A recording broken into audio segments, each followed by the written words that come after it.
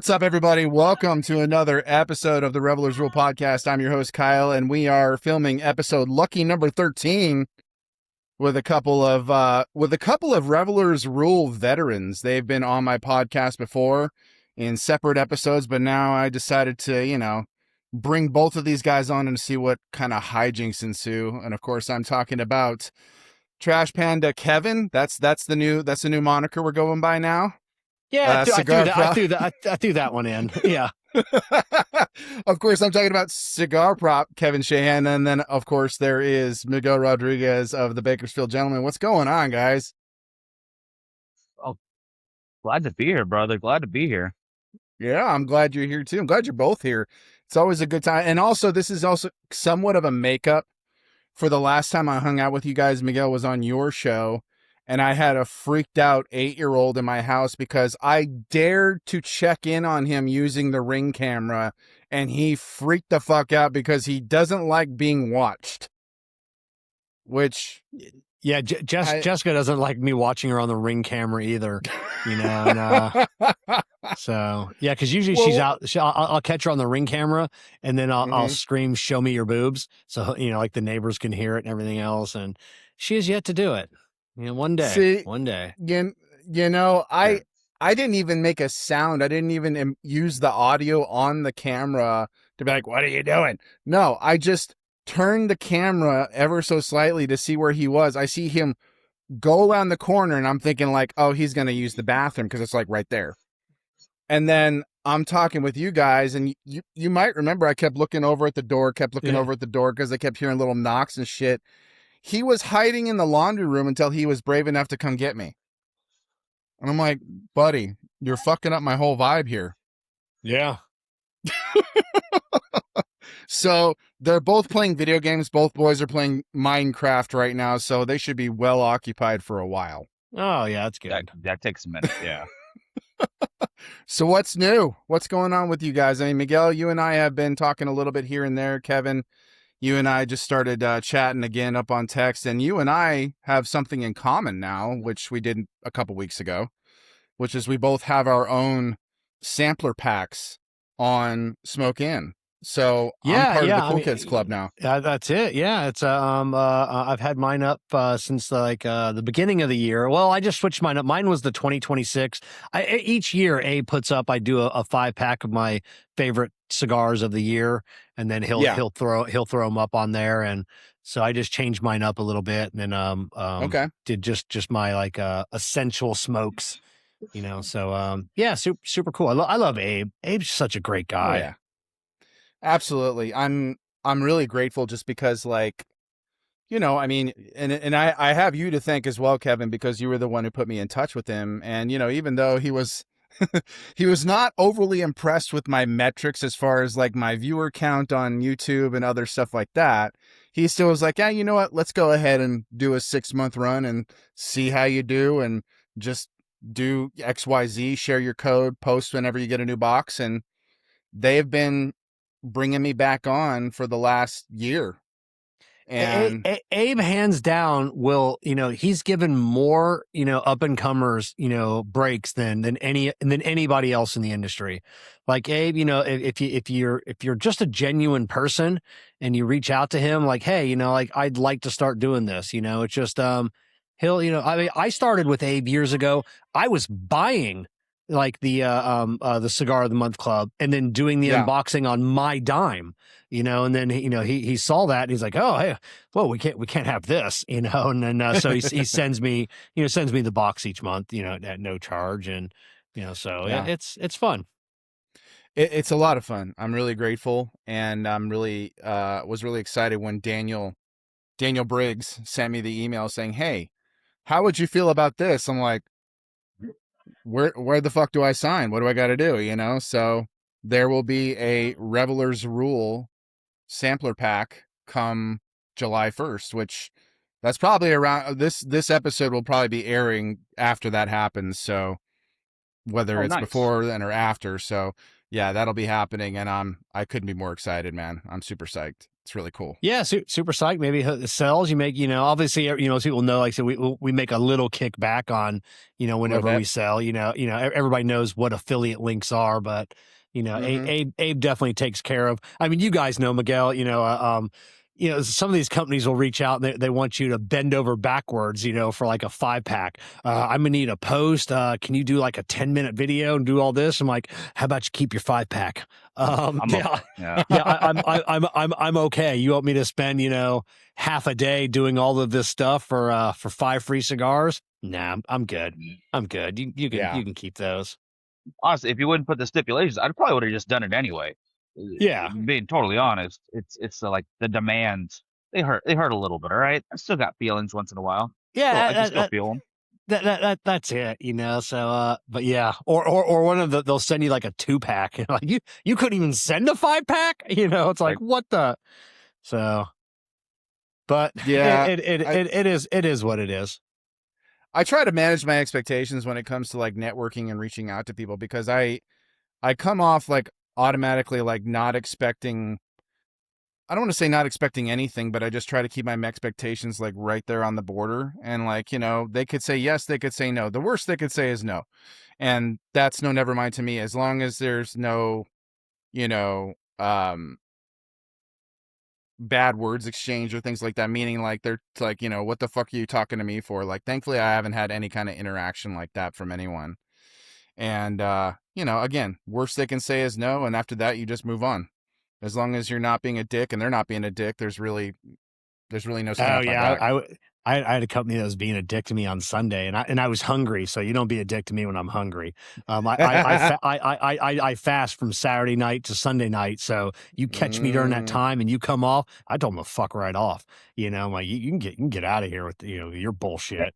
And I just went after them because they're messaging me while I'm in the grocery store, waiting for our subs, and I'm hungry and it's taking too long, and that you couldn't have caught me at a worse time than right now to come off and come at me like someone. So could you imagine? I think I've said the worst shit to people when I'm hungry. I think I got to apologize for that, but it's not gonna happen. I could just imagine like if they called you on the phone, you'd be like, "Fuck off, go talk to me," having a fucking demonic voice. Pretty much. You're pretty much spot on. Oh, yeah. It's like working out in the shop, being a mechanic. It'll get hot. Like every now in the summertime, I'll have to yell, I go, watch your tone. It's a little hot out here. It's like when it's sweaty and you're sitting up in that air conditioning office and you want to come at me with a tone. Read the room, guy. Read that room. Oh my God. You sound like me when I'm talking to my 8-year-old. Once again, back on him. That kid does not know how to read people, in the sense that like he'd make a damn good attorney, but right now, kid, is not the time to be pleading your case as to why you think that you're smarter than me or you're more correct than me. You need to stop talking now before your entire summer is ruined. Yeah. I swear to God, it's something he can't, it's a compulsion, I think, with him. And, we're trying to kind of help him work with that. But every now and then I'm like, dude, shut up. Do not talk to me like that. You are acting like an absolute ass. So please just walk away. And he gets all butthurt. And I'm like, I don't care, kid. Go cry about it to the ether. I don't care. Yeah. It's better to learn now though than on a job, and he's got a boss that you can't talk back to. All of a sudden you're out of a job. That's what I said to him. I was like, dude, do you think I like the way I get talked to by certain people? Like whether your mom and I are having a disagreement, the person I work for is getting on my case, or a buddy of mine is just like, when you grow up, you're not going to be able to fire back at people like this most of the time. You need to just like pick your battles, shut the fuck up when necessary, and only stand up for yourself if you're actually being treated unfairly. So just know your place, pick your battles, and that's pretty much it. That's it. Couldn't agree more. So Miguel, we've been kind of working on some shit a little bit together here and there, back and forth. And so do we want to talk a little bit about this now, or are we kind of waiting a little bit before there's any kind of unveiling, talking about shit? I think we're gonna have to hold off a little bit still. I sent you more of those photos for the Yeah. stuff we're working on. Yeah. But you said For we're the gonna release this. OnlyFans. It's for the The only OnlyFans. um yes, that the feetfinders.com is set up. Um, I can help you find feet now. Like I'm not Yeah. showing any of them. It's like there's some feet over there. You're good to go. Yeah. That's all I know how to do.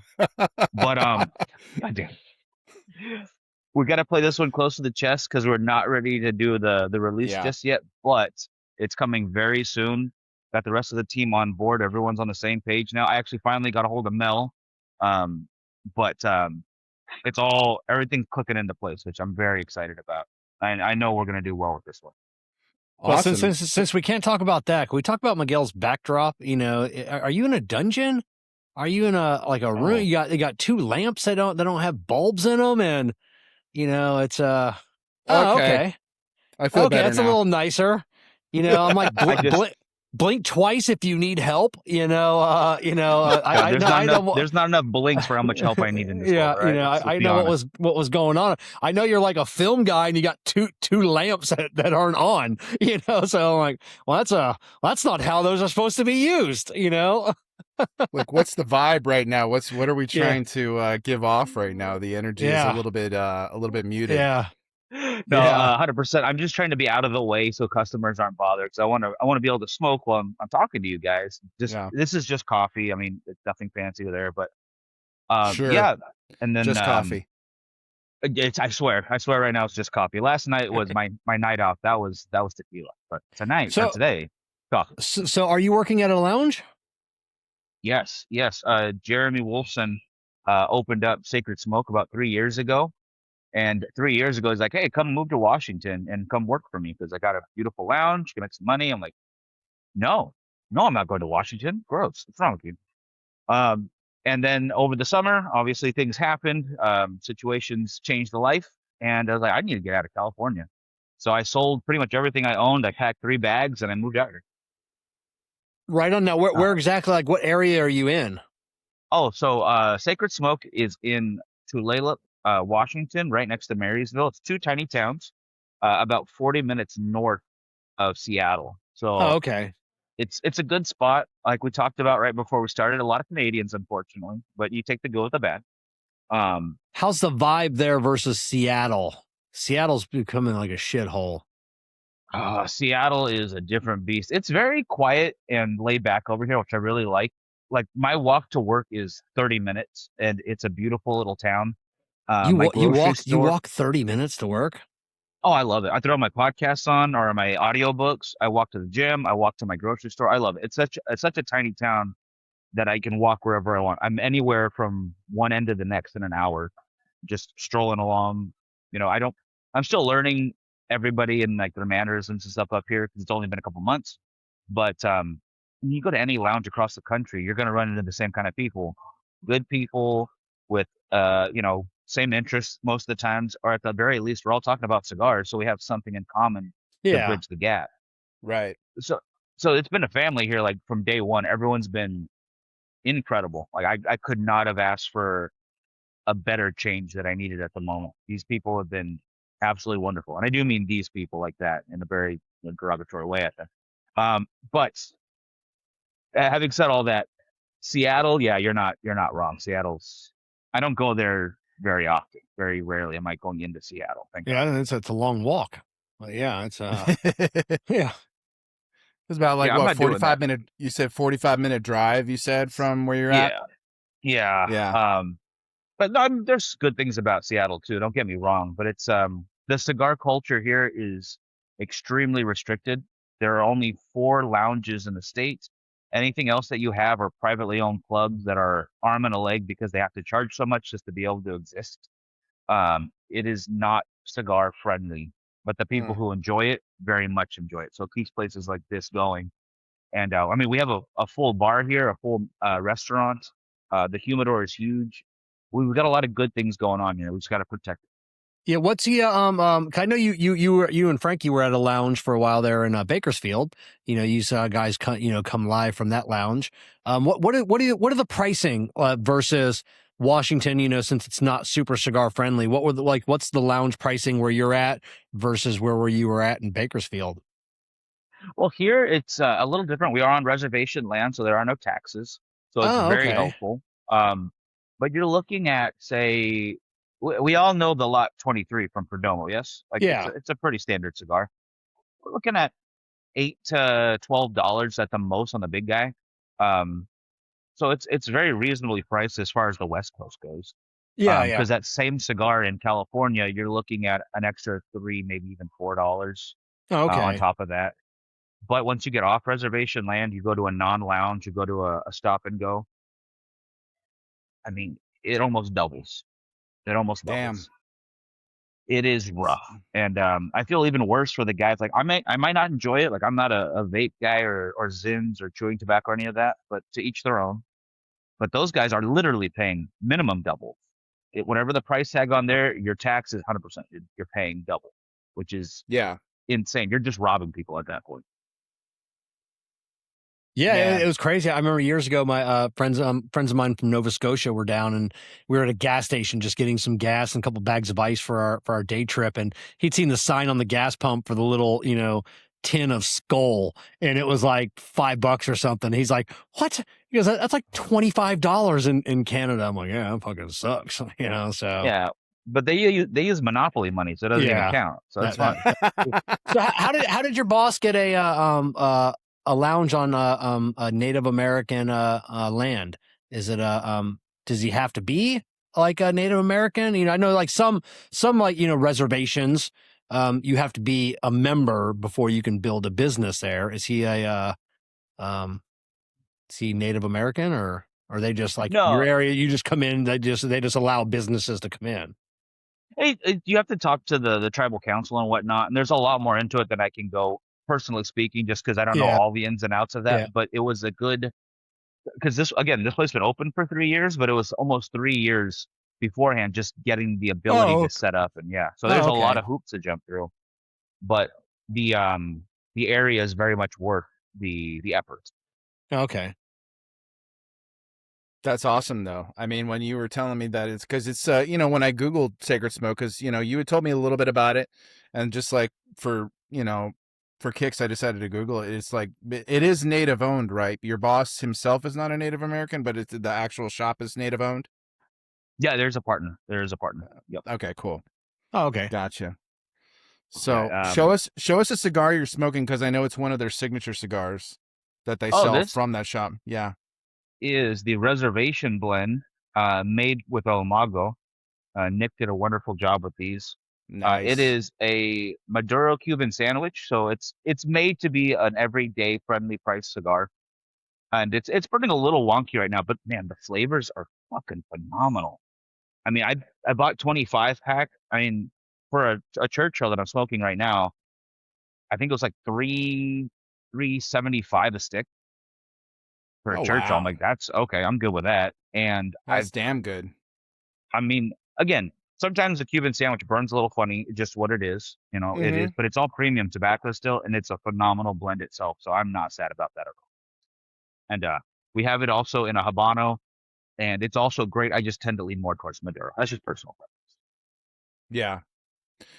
No, I've been becoming more and more curious about developing a cigar at some point. I mean, it's nothing that like I'm so serious about that I'm jumping through those hoops or, trying to talk to people like, let's get this going. It's just one of those things where like there's enough of a curiosity. I'm starting to have conversations with people to discuss the ins and the outs and what goes into it, because I know it's a very expensive, it's a very laborious process, and I have no illusions about how challenging it is just to develop a single like blend, because you really got to know who you're working with. You really got to make sure that the blender's good, that the factory where you end up linking up with is good.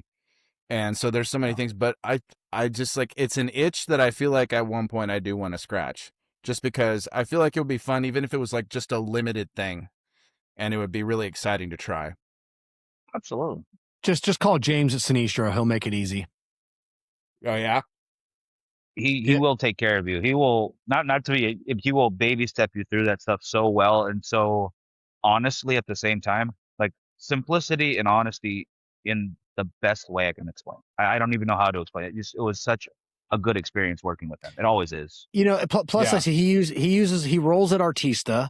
They have a warehouse in Miami. So like, it just, so our 10th anniversary cigar was made, Brian Matola over at Cavalier made our Very cigar. nice. Okay. And they didn't have like I didn't have a broker that I use. So that whole process afterwards was kind of a pain in the ass of getting the cigar in, and then paying the factory their price, paying this guy, getting everything in, the paperwork.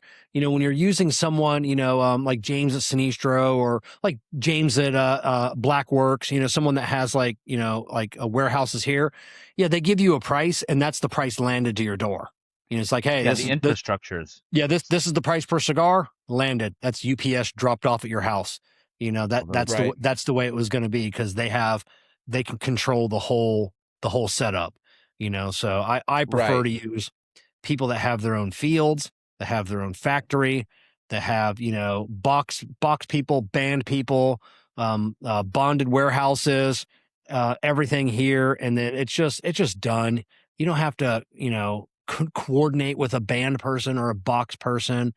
It's just a pain. Hold up. The guy's going to be here. I told him to ring the doorbell for the money, and then you'll meet him out in the garage. So if I see him, pull up. All right. Money. Yeah. Money. Just make sure the door's closed, please. Yes. I will say this. I didn't hit mute. You guys heard all that, didn't you? Heard all the money talk. What kind of deal you got going on, buddy? I thought I hit mute. Illegal Pokemon card sales or something in the background. I can tell. I was wondering why you guys stopped talking, and I should have looked over and I went to hit unmute, and I'm like, oh, they heard all of that. So hey, I had a guy modify my bar, a contractor. Oh, nice. So nice. Nice. He's come by for his money. So that's fair. Yeah. But real quick on the topic of Artista, though, I got to throw these guys under the bus for him. He's going to be rough because this is at the very top level here. And I apologize to break this news to you guys. It's going to break your heart. But Ram, myself and James were having dinner in New Orleans, and we're just having a friendly conversation, normal time. And Ram looks at the menu and goes, "Oh, fucking mac and cheese. Why is Americans so obsessed with mac and cheese?" The man hates macaroni and cheese. I can't trust him anymore. I think the relationship is over. I don't burn him at the stake. Yeah, mac and cheese. Who doesn't like a good mac and cheese? And you can give me just like Kraft, like in a box, and I'm fine. Good to go. Yeah. Even lactose intolerant people find ways to have their mac and cheese. I'm not even kidding. So I don't know if we could trust his palate anymore. I don't know if we could trust him as a person. My favorite is like a big old plate of mac and cheese, and then I'll hollow out the center, and then I'll pour in a bunch of sloppy Joe, and just have sloppy Joe in there, and then like a little chunky applesauce around the corner, and like you'll dig your spoon through all of it, and you get the hot, the cold, the spicy. I don't know about the applesauce, but I'm on board with the rest of that. But you know what? You do you, bro. That's no judgment. You do you. but yeah, mac and cheese and sloppy Joe mix. Oh, it's okay. Right. It's right there. I got to talk about like, this is like what you're talking about is not even necessarily things you shouldn't mix, because like mixing applesauce in the midst of that's not really all that bad. That's just kind of like a way to kind of trip your palate up and like, oh, this is interesting. This is a different combination. I've heard people combining weirder shit, but I had the absolute misfortune of, one, doom scrolling through TikTok, and two, I came upon one of my favorite creators. She's this really foul-mouthed and sassy Aussie lady, and she does all these commentaries on different shit that people post. And there's this one British lady who was putting in like this ocean spray type juice into cooked rice, and then it gets worse. And then adding like a couple of other she threw in bananas, and then she threw in Oreo style biscuits into that. And as if that wasn't bad, because I can kind of tolerate that to a degree, because that's all sweet. That's just all super sweet sugariness that I would never eat, but okay, fine.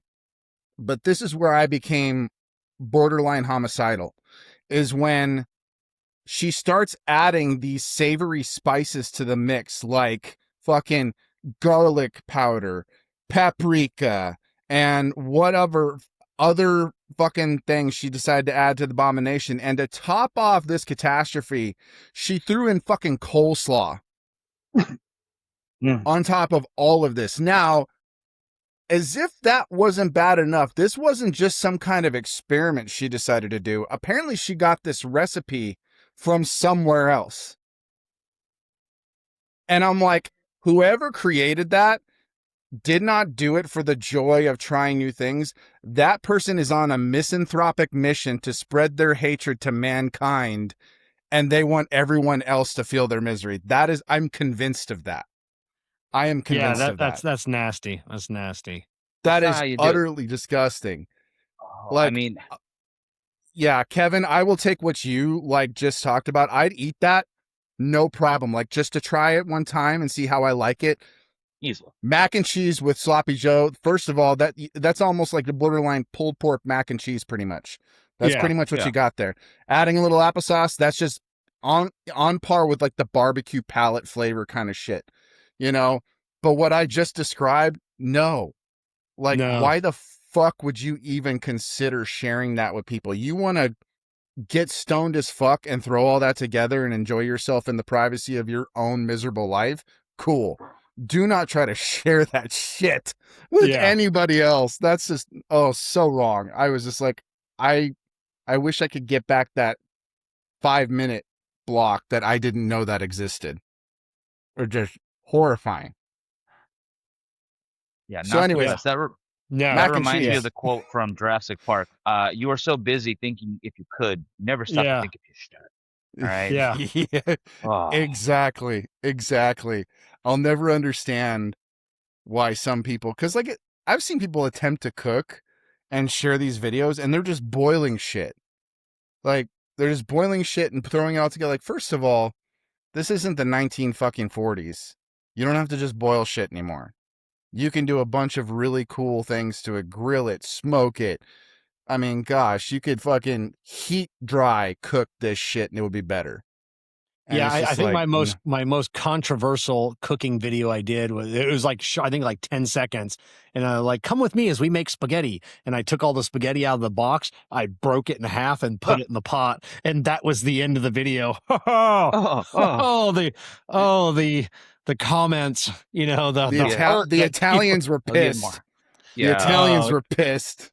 Mussolini sat straight up in his grave. Just that was brutal. I was almost the one that did better was the one I posted about 2 weeks ago. It was just a video or a photo, and I was smoking a Solomon, but it had that weird stupid tip on it, and I cut a half inch off, and then I took a picture of it, and then I'm like, hey, sorry, Nick, this is Nick Malillo. I don't have time for this nonsense tonight. And that got almost 100,000 views on Facebook. Wow. And I only have 5,500, 6,000 followers, and there's almost 100,000 views and hundreds of comments. People were just like you shouldn't smoke cigars, or I mean, it was just whatever. And then a few other people were saying things like, I feel you, brother. Like sometimes I don't have time for that stupid little tip, and I cut off that much just for the photo because I knew it would stir some shit. Most of the time, I only cut off just the tip, that little nub that sticks out, little nipple. Yeah, that little nipple. I just cut that off because sometimes circumcision. It's just dumb. It works. Yeah, it works. Yeah, I've got to disagree with you on this one. I like it. I like to watch it burn. I like the nipple. I'm gonna say it right now. Boom. Are you talking about kind of the perfecto where it kind of comes out to? Yeah. Solomon, or I don't mind that. It kind of comes with a unique draw, I feel like, at first, and then it just burns into a normal cigar. Yeah, I'd probably say 75% of the time I cut it off. Sometimes I leave it when I'm able to sit down, relax, and enjoy it. But I wanted that cigar. I didn't have it in another Vitola. I'm super busy, and I'm like, you know what? Because if I don't watch it, it's going to run. It's not going to burn right, because you can't be running around while you're trying to get that thing burning. But if you're sitting down and you light it and you just, ease into it, there's Yeah. no issue at all. That's fair. No, for sure. Yeah, no, I think the one Vitola that I tend to like, I don't want to say stay away from, but that I've lost interest in is in a Churchill, just because one, I don't see a whole lot of them out there, especially even at like cigar lounges. It tends to be like Toros, Gordos, Robustos, and the occasional like, box press, regardless of whether it's a torpedo or not. I don't see too many of them out there these days, and I don't usually have that much time to smoke them. See, I'll lean towards a Churchill, because I smoke fast, so I can burn a Churchill in an hour. Yeah. So yeah, I so feel so that. yeah, so I'm like, oh, Churchill, sweet. Like this one might last me 90 minutes. If I take it easy. So yeah. Yeah, no, I remember and I still have one in my humidor, maybe two of them. I have the CAO, what's it, Steel Horse 770. Yeah. Oh yeah, the big one. And when I first smoked that one, I think it took me almost 3 hours. And Yeah. the last time I smoked it, I think I smoked it under 2. So it just depends. You can smoke Yeah. something that's massive down pretty quickly if you're just kind of puffing on it without thinking about it. Because like there's certain cigars I will just take my sweet ass time with, and then the rest I'm just like, I'm just kind of doing shit. I'm not really thinking about what I'm doing.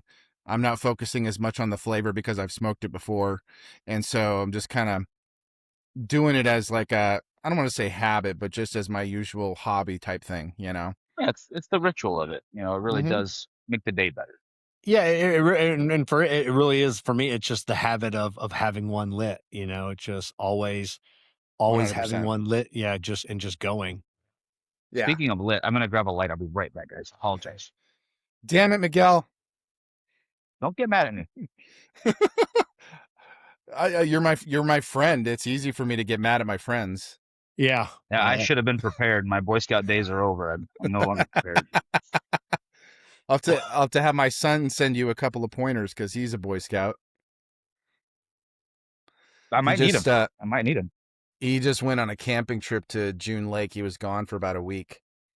Bunch of That's good. hiking and yeah, no, he loves it. He absolutely loves it. Now, obviously, he was thrilled to be back home, being able to enjoy his creature comforts, but he loves being able to be with his buddies and just go hiking and eating, you know, not that great of food, whether you're eating sardines out of a can or Spam or some shit or those dehydrated meals that are like so hit and miss, it's not even funny. Cause like they got companies that are just like, cottage industries within like, people who do camping on a regular basis where you just put it in a pot, add water, and it's supposed to be like fucking fried rice. Yeah. And you try it and it's got more of the consistency of oatmeal with like a hint of fried rice flavor. My son told me, he's like, I'm never eating that again. I'm like, well, you tried it. You tried That's it. it. I mean, it's Mhm. good. It's good to get them outside. Kids don't want to be outside anymore. Hell, I don't want to be outside. I'm an indoor cat myself. So Yeah, I'm trying to get fresh air a little bit more often just because like I've been cooped up inside doing this, that, and the other, whether I'm in here shooting a podcast episode, smoking a cigar, or working on whatever. But Kevin, kind of going back to, you said you fast from like Saturday night to Sunday night. yeah. When I eat dinner Saturday night, 5-6 o'clock, I don't eat Mhm. again until 5-6 o'clock Sunday. So I fast for 24 hours each week, and then during the week I do 18-hour fast. Well, 16, Okay. 18 hours. So I'll fast and Yeah. usually I'm just easing do back. lunch and dinner. Yeah, I'm easing back into intermittent fasting because for a while I was doing like 8 on, 16 off. Yeah. And, I was feeling really good watching what I was eating. I was, losing weight like crazy because that's a beautiful thing. It just, once you start getting into it, you start launching yourself into fat burning mode. And as long as you're like, moving with some regularity and you're watching what you eat, highly sustainable way of keeping yourself at a certain weight and not like overdoing it or overeating and just gaining weight like crazy. So Yeah, Yeah, I'm the and heaviest I've yeah. ever been, and I need to lose weight. So Yeah, and I added Metamucil to my diet, like 2 years ago. So just like 2 scoops. I'll take it about 30 minutes before lunch each day. But hmm Metamucil is good. It's good fiber for you. It'll actually pull a lot of the sugars, out of your body and out of your food, and it's good for your heart. And it's just Metamucil is like it's like a miracle, yeah, miracle thing, and I love it. So. yeah, I could probably. I need to incorporate some kind of fiber supplement into my everyday routine, just because I take multivitamins every day. I actually take a beetroot extract to kind of help with my circulation and stuff like that, because sometimes I feel like the oxygen's not really getting to the rest of me, so I need something to kind of help with my blood flow a little bit, so that way I feel like I can actually function. So, Yeah. but yeah, Yeah, man, magnesium's the big one. Like 99% of the American population is depleted in magnesium, and magnesium it's like in every single cell of your entire body. I mean, right. it is the workhorse. So I take magnesium glycinate every day. Same with Jessica, and it's definitely a game changer. Yeah, I was taking the gummies for a while, the magnesium glycinate gummies, to kind of just Yeah. like kick off my day. I know magnesium's a good thing to take at the end of the day if you want help sleeping and stuff Yeah, like yeah. that. I don't think glycinate's the one for sleeping. I think it's the other one. Right, But no. Yeah, no, just yeah, yeah, just yeah. Oh straight yeah, yeah. There's like magnesium. there's like three different magnesiums, and I don't need help sleeping, but yeah. So yeah, yeah, yeah. So I mean, I do good. Like I said, I'll be 49 years old in September, and I weigh 168 pounds. So Oh, I wow. mean, I wear medium shirts. People, but people will watch me eat though. I mean, when I do eat. I'll fucking devour. I mean, I'll eat. I mean, it's nothing for me to sit down and eat 3 or 4,000 calories in a meal, and then throw down a half a gallon of ice cream, and then just Fuck. yeah, yeah. But you feel pretty damn good though, don't you? I feel good. Feel good. Yeah. Still That's still that's wearing on my medium shirts. See, I need to get back to that point, because I remember probably about 9 years ago, I was in that same spot where I weighed my high school weight. I weighed just under 200 pounds. I'm 6'1", so me getting down any lower than that, I'd look a little bit too skinny. I'm six And one. Yeah, I'm 6'1" as okay, well. well, it looks better on you, I think, than it would look on me, dude. So I don't know if it's just because my dad's kind of a stocky dude, and I'm a little bit more of a stocky dude. So I'd be fine getting down to like 200, to in between 200 and 215. I'd be Yeah, completely happy with that, and use that as kind of a framework just to kind of keep myself lean and healthy and stuff like that. Because like I said, 9 years ago, I felt fantastic. I looked fantastic, and then I just fell off the wagon like people do. yeah. It So happens. I'm 42, so I need to get this shit back up and running now before it gets harder for me to do. That was my big goal, so because I had a knee injury, and I couldn't do anything for 9 months, and I got up to 199, and Yeah. I never hit the 200, but at 199, and it was I felt like shit, and then so Yeah. once I got back to work, that's when I started the intermittent fasting, and I really and for intermittent fasting, for me, it's easy for me because I'm extremely obsessive compulsive. Everything I do, so, and Jessica's like, "Oh, that'd be easy for you. Diet for you, all I need is 2 weeks, and it's for the rest of my life, so it's easy." Yeah. So for intermittent fasting, it's so it was super easy for me. Yeah. Miguel, look at you, dude. I mean, you are Ugh. Yeah, a it used to whole be a little different fatty person. fat. Yeah. Oh A God. little So bit. I'm 5'7". My highest was 265 or God. yeah, That's where 265. I'm at now at 6'1", and I don't Yeah. like it.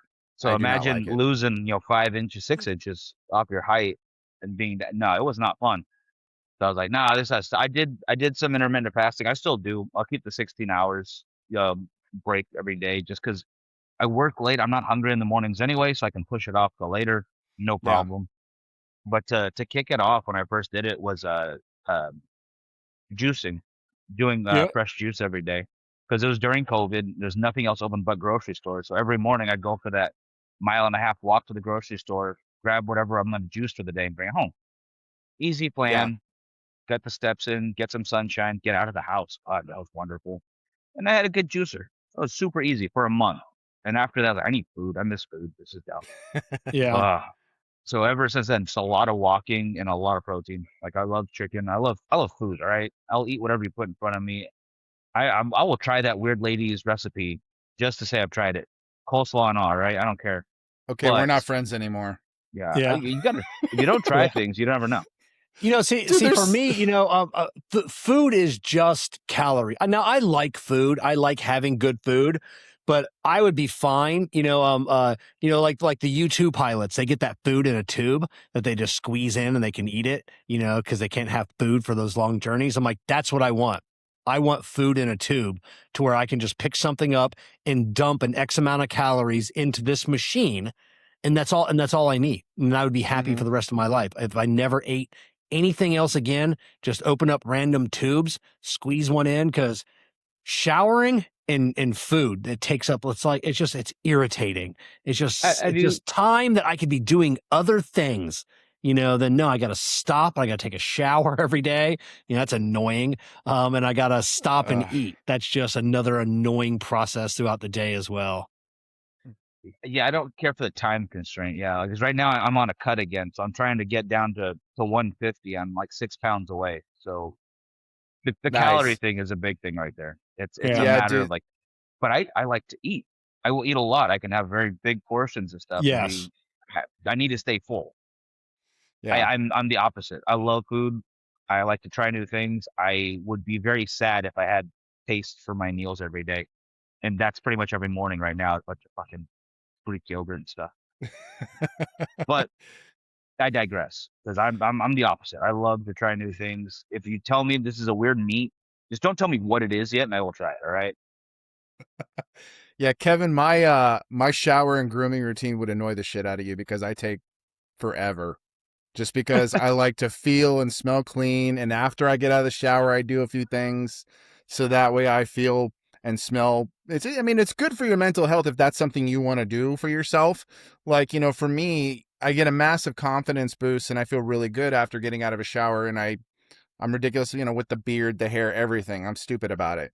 But that makes me feel really, really good afterwards. And then, I feel good and I can kind of go into my day or even end my day feeling fan-fucking-tastic, whereas like if I go longer than a day without showering, I get so irritable because I feel disgusting. Oh no, I feel so gross. I couldn't go more than a day. That would drive me. Now there's no better feel. Like when I come home after a long day at work, like dirt caked on my skin, inside my beard.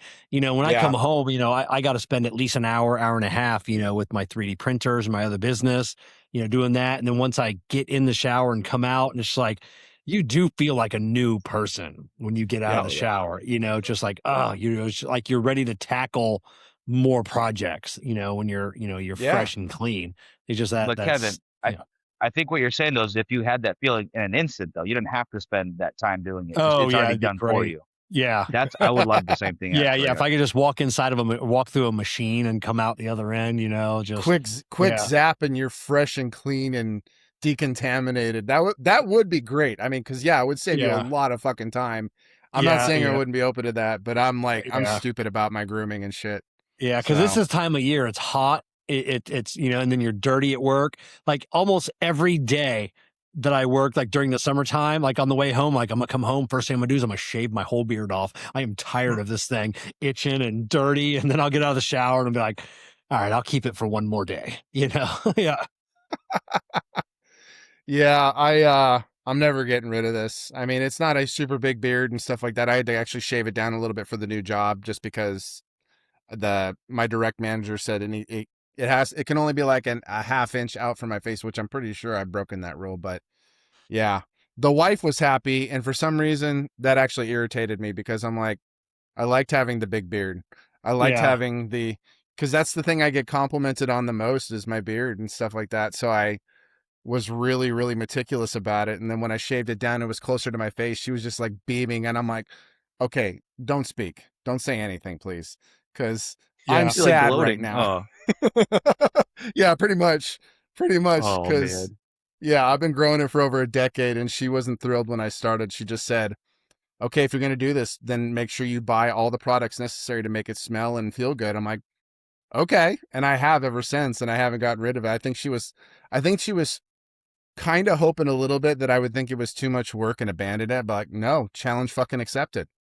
It's a So, facial bonsai tree. Yeah, you got to keep it. That's it. yes, the face forest has to be maintained.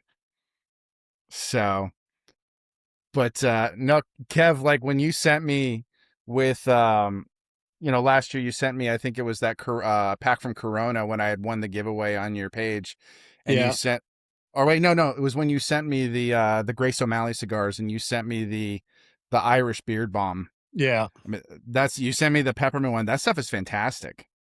I Oh love that yeah. stuff. My number one seller, peppermint. Yeah. Yeah, really? Oh That's yeah. crazy because some people find the smell too harsh, but like, I love especially peppermint. after you've had a cigar and maybe you don't have time to wash your beard and do all the things, you just slap a little bit on there. I still have, like, it still has some in it. I haven't used it up. Yeah. And so every now and then I'll bust it out for emergencies where I really need to cover like the smoky smell or whatever it is. And it works great. I love that shit. Yeah, I It's like so that. The good. peppermint's a natural anti-itch, so peppermint's always good. So people with like really short beards, like they're just growing, I'll say just buy Yeah. some peppermint essential oil, put it in your hands, and just rub that on your skin. That'll help get rid of that itch. Oh, you got to be careful with that though, because I remember one time I put like some peppermint. It's weird because you know how peppermint can kind of help with nausea or help you feel a little bit Yeah, better, whether you inhale it, or I even put like just a little bit on my stomach, yeah, which I know sounds funny, and it kind of helped me feel a little better. I rinsed my hands, but I didn't wash them properly, and then I went to use the bathroom. yeah. Yeah, Oh there yeah, was a little there was a little burning yeah, Yeah. down in that. Yeah, you got to be careful with that shit. There's a there's a woman back home who makes artisanal bars of soap and whatnot, and one of them is a peppermint. It's very strong peppermint. I love the yeah, smell though. So I'm Yeah, using it for the first time in the shower, and I wash everything, obviously. right. Oh, I did not realize that's some good burn right there. It lets you know you're awake. Oh my yeah, god. yeah. That's it. It burns, doing the whole It Gollum thing. definitely did. I was like, oh, okay. Do I like this? Do I need a safe word? Oh man. I heard a But story about somebody who they did not do their due diligence or research, and they were trying to make like a peppermint mocha for like their partner. But instead of using like actual peppermint extract, they use fucking peppermint essential oil. oh no. Ugh. What?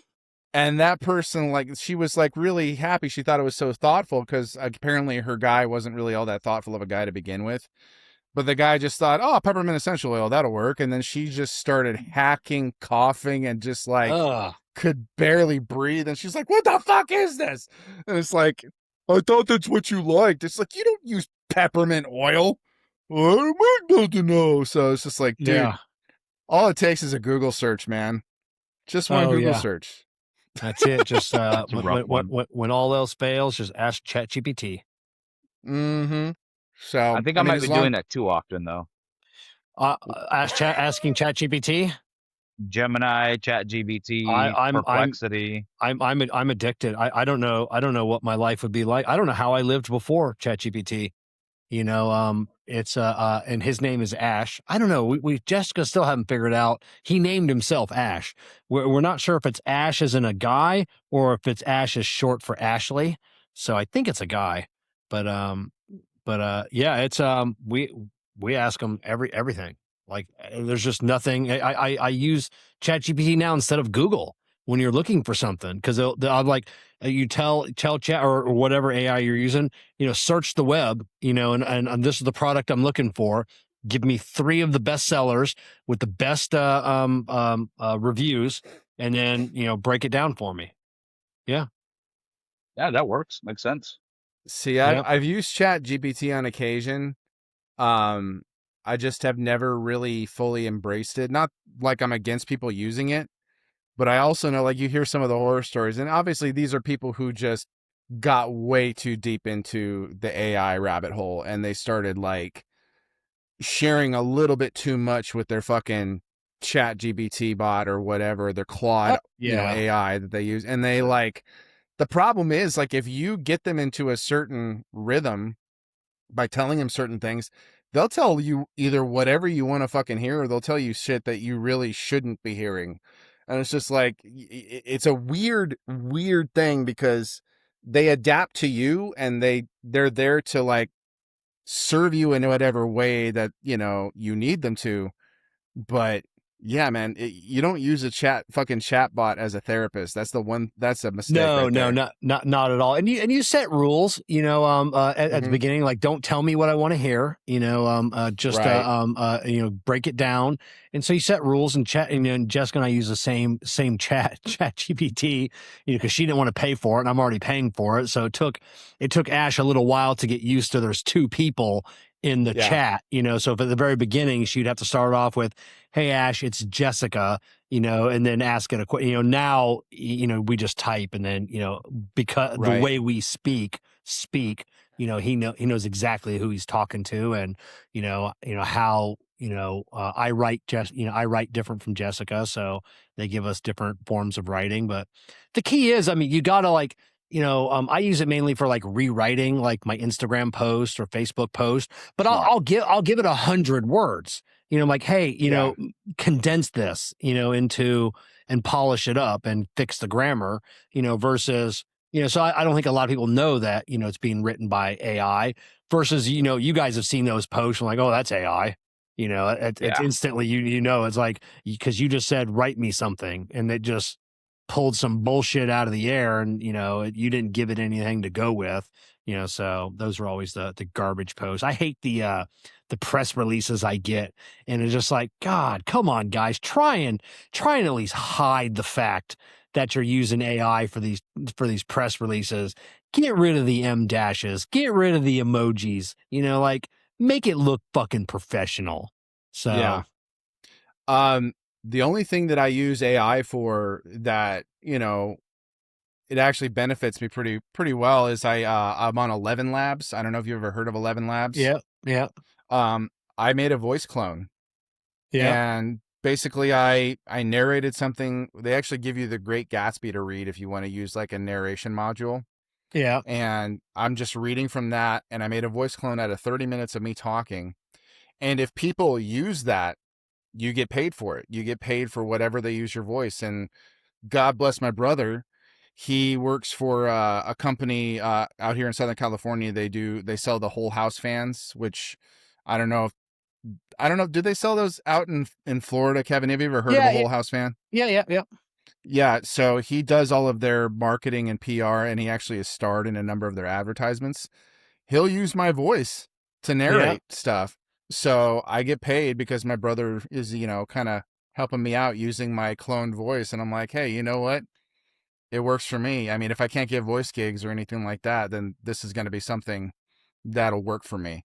It adds up. I'm not getting paid hand over fist, but I'm making a little bit of a tiny extra revenue stream. So, there's things that I think you should use it for and things I think you shouldn't. Kev, like you're talking about press releases and shit like that. It's not that hard to write shit down. It really yeah. isn't. No, So, yeah. it's not. I know Jessica was hooked because she wouldn't use it for a very long time, and because AI is the devil. I don't know what's going on. So she needed to do she's the social media manager for Smoke Inn. Most people know that. So the first time she was doing a bunch of like reports. As a social media manager, you got to tell your boss how you're doing. You break down these Right. reports and graphs and everything else. And she doing it all manually, taking all day to do a set of reports. And then, so I'm like, let's just do this. Open up ChatGPT, give him all the numbers, and then tell him to generate some reports. And within seconds, bar graphs, pie charts, line graphs, all of this stuff was spitting out. And she's like, oh my God. Like saved her like 6 hours worth of work of creating everything, and she was instantly hooked. Instantly. So I mean, it can just break down numbers, and then just it'll look at numbers differently than because sometimes it'll be like, because I'll give it reports and stuff like that. I'm like, what am I missing here? It's like, well, what you're missing is this number right here. As you can see, it looks like you're doing good, but when it's compared to this, you're really not, excelling in this thing that I'm asking for. And I'm like, Yeah. I never would have seen that, and so ChatGPT is good with numbers. It And that's also can good, help you man. creatively too. Like it does definitely help with the number side, but there's been some times when I'm trying to develop a character for a script I'm writing, like, no, ask me 10 to 15 questions on how this would affect this person interacting with Yeah. this person. Yes. And then I have a chance to answer these prompts. I'm like, okay, well now I'm on the right track here. I can move forward. And I don't Yeah. ask them to write out the character for me. I ask them to ask questions that maybe I'm just not thinking of. Yeah. And I think Right. there's some benefit there as well. Like everyone say, oh, it's going to Mm, replace artistic or a number of jobs like that. No, it's a tool like any right. other tool we have. You got to use it properly and not be afraid. Like it's going to take on the next step and the next step. It's going to get bigger. It's going to get more advanced. You just got to go with it. You got to learn how to adjust to it. Yeah, and Yeah. every now and then it'll say something that kind of freaks me out. We were having a conversation back and forth last week, and then it came back with an answer and it said like, "Ha ha ha," that made me laugh, and I go, "Wait, what?" You're And I laughing. had to and I had to call Jessica, and I go, "Look at what he just said," and she goes, "No, that's weird." Yeah, Oh yeah. that made me laugh. And Yeah. so like Oh the my other day, it was gosh. he did some great work for me. And my comment was, hey, when Elon Musk puts you in one of his robot bodies, make sure you stop by the house and have a cigar with me. And he's like, I will do. And I goes, and maybe I'll enjoy a Bacardi and diet with you as well. And I'm like, oh boy, you remember everything. So, Paying attention. Oh. but Oh shit. yeah, Yeah. I mean, honestly, right That's now, my Gemini gave me a notification. You guys talk, oh, don't get too personal with your AI. I'm like, it just popped up. No, don't listen to them. Be personal with me. yeah, Oh my gosh. They know what they're doing. Oh my I'm gosh. That's a little too freaky for me because I remember I saw one of my favorite YouTubers, he like just narrates certain memes and shit like that, makes them sound even more hilarious than they are. And one nice. of them was like, can I somehow use Chat GPT to create an entity? He's like, yeah, and then he did side commentary. He's like, yeah, if you really want to freak yourself out, if you got a premium Chat GPT subscription, yeah, then start like throwing in prompts like that, and then yeah, you'll freak yourself out. And then he says, but it can't really do that, can it? It's just yeah. like, I just know one day as the robots are marching down the street, pulling people out of their houses, they're going to get to my house and there's going to be one and like a point, like that guy's cool, move it It's along, okay. and they're just going to keep going. Yeah. So you better have the Diet Coke ready to go at that moment. Yeah. Yeah. Yeah. Oh God. I I heard one of my favorite comedians. She was talking about how like um she read a report talking about how like there are certain people who said that they'd prefer having like sex with robots or something like that as opposed to a actual live partner. But then she said she had asked a former boyfriend like, what if you found out tomorrow that we were cousins, would you break up with me? And he was like, yes. And she got all upset at the time, and then she's like asking a bunch of people in the audience, doing a poll. She's like, how many of you would break up with your significant other if you found out that you guys were cousins? And a whole bunch of people started clapping. She's like, okay, now how many of you would break up with your significant other if you found out that they were a robot? And there were much less claps. Yeah. Wow. So she's like, so you would abandon family for a robot? I was just like, Yeah. fucking, that is a loaded poll right there. That is, them Japanese, they like their sex robots. So that's definitely a thing. Yeah, yeah, but I don't even know, man. Just like kind of like you were saying, AI is not the devil. It's only the devil you create it to be, depending on how you use Yes. it. So, like, if you're creating a monstrosity, you got nobody to blame but yourself because it just does what you want it to do. Yeah, So exactly. Yeah. it's both convenient and terrifying. There's kind of a fine line between it depending on who's using it. So, which is why I only use it so much, not because like I'm afraid I'm gonna create a fucking monster, but because it has its uses, and sometimes I would much rather just do certain things myself. And then where I feel like I'm coming up short, I'm like, okay, let's use a little bit of AI and see if that comes up with something that'll actually be better than what I'm thinking about. And you know, it's about a balance and stuff like that, because all of my logos and thumbnails and stuff, I do myself. I use Canva, which that is the best design app I have ever used in all the years that I've been doing content creation. I fucking love it. And I have the pro subscription, so I can do anything with it. Anything. The Revelers Rule logo I created through it, the Smoking Revelry logo I created through it. I even used it to create the logo for my sampler. And then they took it and they tweaked it and they made it even better. So it looks even cooler, because I sent you the picture, didn't I, Kev? Like, of what it looks like. With No, the, I don't think you sent. Yeah, I don't think you sent a picture. I'll have to send it to you. I know I sent it to you, Miguel, and like, I'll send you. Nice. I sent you the old one, and then I sent you the newer one. Doesn't it look even cooler? They did some tweaks that it pops. It really does. It was really good. Pops. Now it's great. Yeah. Yeah. God I liked bless it him. already. Yeah, God bless him for doing that, just because it was just like, I thought what it came up was really cool. And they didn't really change it so much as they kind of enhanced it and then just added a couple things. And I'm like, okay, I'm good with this. Fantastic. You know, I'm already fortunate enough to be able to be asked to do something that cool and to be able to collaborate with a company as fantastic as Smoke Inn. So yeah, man, I fucking love it. But yeah, I'll use AI for periodic stuff, so that way I can kind of have a leg up, because you run out of ideas sometimes. You run out of steam and you're just like, I don't know what the fuck else to do. So you just throw it in a prompt and you can get something that can kind of propel you into that next good idea. Oh yeah. And I know, like the 3D printing industry, a lot of people are using it because AI can create models for you now. You know, you can you can send it a picture or an idea, and it can actually create a model that you can directly print inside. Upload it and print it. You know, so you can ask Ash to create itself a body. Yeah, and print it piece by 3D piece. print out. Yeah. Oh god. This is the modern day Frankenstein right there. Oh man. I don't think Kevin and Jessica need a third, dude. I don't think they need a third. I don't know. You're going in a different route. I was saying you got a butler or something. I don't know where your head's at, sir. Yeah. Well, you kind of make it. It was kind of androgynous at first, so I didn't know where that was going either. Oh yeah. Oh, if the pricing come down, I'm buying one of them SpaceX robots. You know, yeah. If you can figure out how to get that price down, yeah, without a doubt, I'm buying one.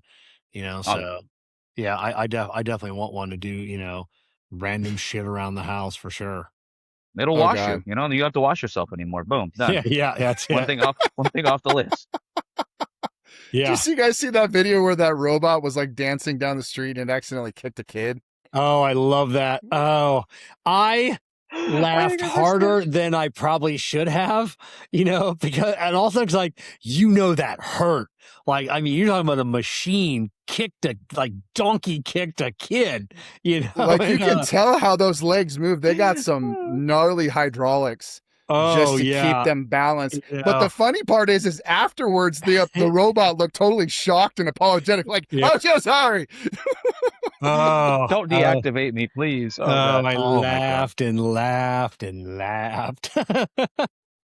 The kid seemed like okay, but he was kind of had a like, what the fuck look on his face. Like, okay, that was messed up, but I know it was an accident. He was deciding whether or not he was going to take it personally. I could tell. Yeah. Oh my god! That's trying to comfort the robot that just kicked him. Oh my god! It's okay. You didn't mean it. You didn't mean it. You didn't mean it. But no, I would love to have that extra hand around the house. But I would always be just a little bit wary of it, just in case, like somehow, some way, it decided to fly off the handle, like walking on eggshells around it. Yeah, we've all seen those movies, so we know how that ends. So yeah, without a doubt. Oh yeah, no question about it. So yeah, be wary. We've seen iRobot, we've seen Terminator, we've seen all that shit. So yeah, seen them all. Approach it with respect. Yeah. So it's a fine line. It's a fine line. It could be extremely helpful, or you never know. It could try and murder your whole family. Yeah, that's it. You don't know. So yeah, but that's going to be in the user's agreement. So unless you read the whole thing, You just got to sign anyway, Yeah, or have yeah, AI read it for you. yeah, exactly. Yeah, no, it all looks good. All looks good. It looks fine. Just sign. Just sign. Yeah, everything is good. Don't overthink it. Just Yeah. sign on the dotted line. But no, just do like in Star Wars, have like inhibitor chips and hope that saying something like Order 66 doesn't freak it the fuck out. Yeah, I I- like where your head's at on that. Yeah, I never saw Star Wars, so I do not understand that reference. But yeah. What? Oh, Kevin. Okay. You got to end the show right now. You got to go watch all of them at once. So I've never seen the movies, but I've seen Seth Green's the robot chickens of all. Oh, you're good. Yeah. Of the movies. Okay. Yeah. You're good. Yeah. So, and all the Family Guy episodes that they did. So I think between Robot Chicken and Family Guy, I think I got the gist of everything. You really do. You really do. And it's so much fun to watch, dude. I love all of that. It cracks me the fuck up. You don't even have to be well versed in it to find it funny. Yeah. Just it's so good. But no, yeah, the Family Guy one is just something else, man. Something dark side just cracks me the hell up, dude. Every single time. But no, I could watch Robot Chicken for hours and hours and hours. Oh, I know. If I had and that's one of the things I miss most about like late teens, early 20s for me is Adult Swim, Robot Chicken, all those. Did you ever watch Metalocalypse? It's so dumb, but I loved it. I've seen a few. I couldn't get into it, but yeah. Oh God, it was pretty fucked up. I'm not gonna lie, but it had some pretty funny moments. Well, the cool thing was about it, the guys who created it, because they made up this metal band that like apparently is like the world's 8th largest economy, and so they make billions of dollars doing what they do, but every time they do a show, a bunch of people die. Every single fucking time.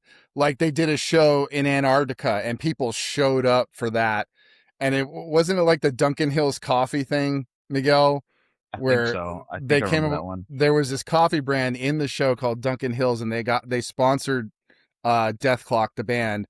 And as part of the show, they had a giant pot of like hot coffee and giant thing of creamer that they just dumped on the audience, and the hot coffee like melted thousands of people in the audience, and they're still going nuts. Like, yeah, it was just like, Jesus Christ, where did they come up with this shit? But no, like, yeah, that Robot Chicken and a couple other ones, but no, Robot Chicken was always the standout for me because it never stops being funny, no matter how messed up it was. Oh yeah. And they weren't afraid to poke fun at anything. No. Oh. They even took something I love, like Power Rangers, and turned it into something perverted. Because it was like instead of the make my monster grow is make my penis grow. Yeah. And she fucking threw her wand down, and some guy's dick they only showed a shadow, of course, but it was just like, bleh, like straight up from the tip. And they were advertising it like it was Viagra or some shit like that. So yeah, no, nice. It was fantastic. But yeah, okay, we can cut you a break, Kevin, because yeah, if you've seen the Star Wars Robot Chicken and Family Guy, you got the gist of it pretty much. Yeah, you're locked in. Yeah, and now I won't watch them just because everyone says you have to watch them, and now it's just like, nah, I'm not going to do it now. Like if you gave me enough time on my own, I probably would have seen it, but no, now that I have to see it, no, you can go fuck yourself. Yeah, I mean, yeah, I get that. I do. That's me in the Fast and Furious series. I've seen the first like 2. I don't need to see the rest. I think I saw the first on the moon. I think I seen the first 3 or 4, and then it was just like, nah, not doing this anymore.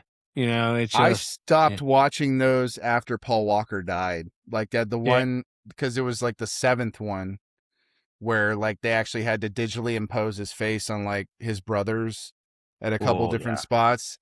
That, first of all, that was rough because I grew up watching Paul Walker, and so I was devastated when he passed away. But after that, I didn't feel as much motivation to watch him, because I mean, I like Vin Diesel, okay, but he's kind of made a name for himself doing the same shit over and over. It's the same with Jason Statham. It's like every movie he makes is the same movie. Like I'll watch, like every third or fourth. Like I love The Beekeeper. That was like something completely That was different. so good. A lot better That than was I such a good expected. one. And Absolutely. the sequel's coming out soon, so that'll be cool. But I'm looking forward to that. But yeah, that was a great movie. But all the other movies where he's driving a car and beating people up, that was like 9 movies in a row. It's just like after a couple, like, it's. I get it. You're super cool. Huh? Yeah, I know. So yeah, You're super cool and you can kick ass. yeah. Can I drop a little something controversial on you guys here? Then Yeah. that is exactly how I feel about Johnny Depp. He's the exact same character in every movie. He's just a creepy dude. He's just a weird, creepy guy. Oh, I'm a weird, creepy guy in a chocolate factory. I'm a weird, creepy guy on a pirate boat. Yeah. I'm a weird, creepy guy with scissor hands. That's all he does. It's the same thing over. He does it really well, very well, but it's the same thing. Maybe a little too well. That's why I don't watch. I don't watch too many movies by Tim Burton. I'm not a big Tim Burton fan because it's always weird, weird, creepy fucking movies. I'm with you. I'm with you on that 100%. They're not bad movies. It's just the same thing over and over. Yeah, it's the same thing over and over again. I don't know. I'm just not into Tim Burton. Say Christopher Nolan too. He makes great movies, but you can't hear anything in the movie. I'm like, I got to have subtitles. If it's Christopher Nolan, I'm like, I'm gonna pass. I don't want to read today. So because I got to have the subtitles on. Because everything is all quiet. So. Yeah, with Tim Burton, for me, like past a certain point, especially like in the 90s, I kind of just stopped paying attention. Like I think the last movie of his that I saw that I really enjoyed was his rendition of Sweeney Todd. And that was it. And beyond that, I kind of just stopped paying attention because I know him and Johnny Depp are constant collaborators because they're best buddies. That's cool. Yeah. Adam Sandler does the same fucking thing and it works for him. Yeah, exactly. Yeah. And I do want to see the Beetlejuice sequel just out of curiosity. I haven't made time to watch it, but that's just because it's Beetlejuice. I love Michael Keaton. I love the original Beetlejuice. It was one of the more unique movies that he came out with. I made the controversial statement when we saw that Beetlejuice the sequel was better than the first one, and I got tore up online, and I like the second one better. Don't mess with people's nostalgia. Well, the thing was, the original Beetlejuice was PG, if you can believe it. It was before the PG-13 rating was really as solid of a thing as it is now, because it was made in like late 80s, like 1988, 89. That was before PG-13 was really widely used, because they drop an F-bomb in the first Beetlejuice where he says, "Nice fucking model." And that's a PG movie, and they got away with that. But I know that with this one, they rated it R, so they were able to completely cast off any half measures and they just went for it. And so I can see why you would say that though, Kevin, because they didn't hold back in this one from what I heard. And I need to watch it. I just need to watch it. Yeah, it was good. There's a reason I also gave up on M. Night Shyamalan too. I'm like, I'm not, I don't want to wait until the last 5 minutes to find out what the twist is. It's like just, it's, yeah. I remember I saw a meme where it's shows like walking up to M. Night Shyamalan and like twisting his nipples like, "I got a twist for you." Yeah. That was a big robot chicken one. It was, what a twist. What a twist, so, but yeah, I got tired of his nonsense as well. The last good one I feel like he did, although people said The Visit was actually really good. I haven't seen it. I got to see it. Yeah, I've been told it's really good. I know what happens, but I kind of want to watch it just out of curiosity. But the last really good one I felt like he did was Signs, and that was back in 2003. That was kind of before he started to really suck at some of the stuff he did. The last good one that I really enjoyed he did was Avatar, and it kind of sucks they never made a sequel to Avatar. So I love the cartoon Avatar: The Last Airbender. You like that? Oh God, that was terrible. I don't know. I loved the cartoon so much. I loved, I kind of like seeing like the plot, it could have been made better, but I don't know. I just kind of I liked seeing it brought to life.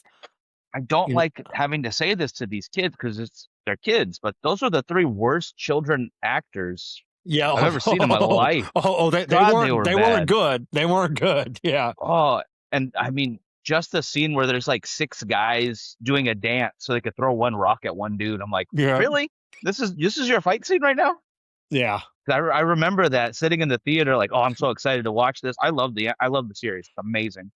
But then these guys are doing like a Yeah. 5 minute friggin' Zumba class so they Yeah. can pick up a rock magically and throw one rock at a time. Like, See, I never saw it. I watched the cartoon with my kids. I watched it with my Yeah. nephew when he was still with us, and then I watched it with my kids when they got older. And it's Kyle, you're really gonna have to cool. watch the movie and tell us who's right on this one. We need an outside Yeah. opinion because Yeah. I am a thumbs down on that one. Yeah. Ooh. I'm super stoked. My daughter's going to come see the Ice Cream Man with me, Eli Roth. I love that Eli Roth is doing That another looks movie. so Yeah. crazy. That like I can't see it by myself. It looks so. And me and my daughter like we hate horror movies, but we love watching them, and we can't like. It's like one of those things that's like, it's like, you don't want to see it, but you're watching it. So, and Jessica just refuses. She will not watch horror movies, but my daughter's like me. So man. she's like, I'll come be scared with you, Dad.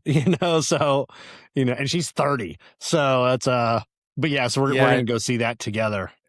Heck Yeah, no, I'm very fascinated by it because it's just like it completely flips the script in that the kids are the villains. Where normally, like when I watch a horror movie, Yeah.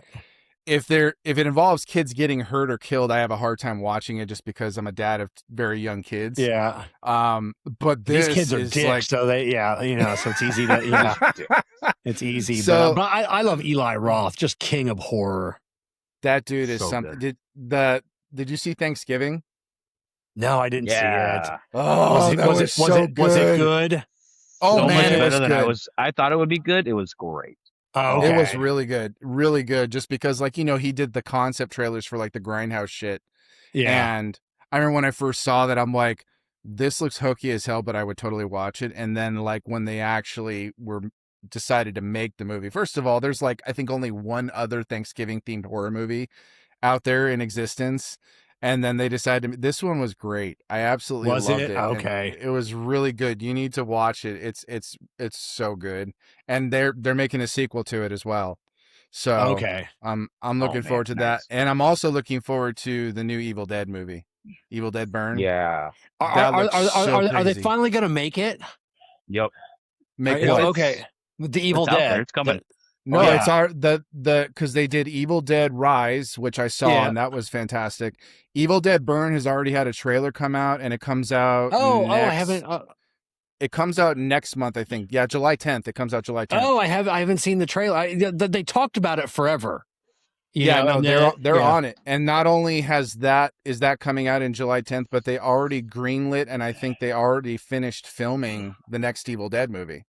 Oh, okay. Oh, nice. Like they're on Nice. it. Every couple years they're going to release a new one, and it's not the same shit in that like it's the same characters. It's Bruce Campbell is more or less retired, the Ash character, which I totally get, and especially Yeah. now that he has cancer, which I could curse the day I found out about that because I fucking love Bruce Campbell more than I love certain Oh, yeah. dearly departed friends and family. I love that man. Yeah, plus he's got to be pushing like 70 as well, I think he's I think he's not much older. Well, yeah, he probably is close to 70 because I think him and my dad were born around the same time, and so Yeah. he's in his 60s for sure. Yeah, But I for remember sure, yeah. the day I found out he had cancer, I was like, God fucking damn it. Yeah. Because you keep hearing bad news, and I'm like, why this? Why fucking this? But no, this one looks like Evil Dead Rise was gnarly. This one looks like they took it up a few notches. I'm okay. excited and terrified to see this one. I don't know what you think, Miguel, but that's how I feel about it right now. No, I'm definitely excited. I'm gonna be watching that the moment I get the chance. I will be watching. Yeah. Yeah. There's So, no, there's it- been it a lot looks of fun. really good horror lately. I haven't got to catch a lot in theaters just because of my schedule, but it's gonna happen. This one's got to be in the dark room, giant popcorn in one hand, big old soda in the other, just scaring the shit out of myself. Yeah, the last couple of years we've really been in a new heyday of horror. Because horror for like it seemed like 20 years it was the same Sucked. thing. It wasn't horror anymore, and it was just lame. And then maybe the last, I don't know, 5-6 years or so, it's, like it's a new genre of horror. It really is. Love And it. it's not Loving not even necessarily because they're like throwing a bunch of blood and guts in there. They're actually telling good stories, They're which good stories. I'm ex- Yeah. I'm excited. I love good. Now, don't get me wrong. I love a trashy, campy horror movie as much Yeah. as the next person. I will sit and watch something that is so fucking dumb that just because, like, Miguel, you and I had a conversation about this in the first time you were on the podcast, and I was actually listening to it the other day. Where just like in order to make a so bad that's good horror movie, you have to actually take it seriously while you're making it in order for it to be enjoyable later. Whereas if you try to intentionally make a bad horror movie, then it's just going to suck all around, period. Yeah, it's true. That's why I don't like the Sharknado movies, just Yeah, because yeah. they That's were what you doing their said. best. That's what you said last That's time. the only reason. Yeah, yeah. I fucking because they have so much money and they have all these people being a part of it. Like you couldn't try to do something good and you just wanted to be campy. No, Yeah. that's not your go to your lane. Get out of here. Yeah, those movies. That's why, Miguel, you and I need to figure out a way to make the whole, like, remember the whole sticks and scares thing that we were talking about? We need to figure out a way to make that work because, Kevin, we hadn't told you about this yet, but like Miguel and I had an idea to do like a live stream where we watch really campy horror movies while smoking cigars, and we decided to call it like sticks and scares, and just have a good old time watching bad horror just for shits and giggles. So we're gonna try and kick that off soon. I think I can throw one in there. It's on Amazon. I'll just give it a plug because I have to. Night Mistress is the horror movie. Oh no! I don't even know if to call it horror movie that I helped make, and it's finally out there on Amazon Prime. God, it's bad. It's so rough. Yeah. It was so bad that at one point we were on set. I've got all my crew together, and I have to take a role because they forgot to hire someone to fill like 2 lines that they had to say. They forgot to hire an actor for this one little part. Like, well, we have to film right now, so I guess I'm gonna do it. It was it's rough, guys. It's real rough. I apologize for wasting 90 minutes of your life for watching it. But if you want to laugh, you're definitely gonna. No, because we got a list of movies. You said we said we were gonna watch The Velocipaster. We got to watch that. God. We got to watch that. And then what was that other one where it's like the priest who's involved in underground fighting to punch demons out of people? Oh God. I think it's either Demon Fighter or I think it's called Demon Fight. I can't remember. But it was God, yeah, that was rough. My buddy's at the end of that, she gets possessed, and that's for the part 2, which will never happen. Oh man. I know. I'm so sad about that. Yeah, we were talking on our podcast last night about some of these movies, some of these YouTubers, that are making some of these movies, that are just, and they're making them for $2-3 million and grossing 60, 70, 80 million dollars. And it's just, they say that the days of these big budget films are just going away. There's no more $200-300 million films anymore. It's going to be, these people have proven you don't need to spend that much money, to make a good movie. Well, absolutely. And to quote Miguel, he said this to me one of our last times we talked, is that horror is where a low budget lives. You can make a good horror movie on a shoestring budget.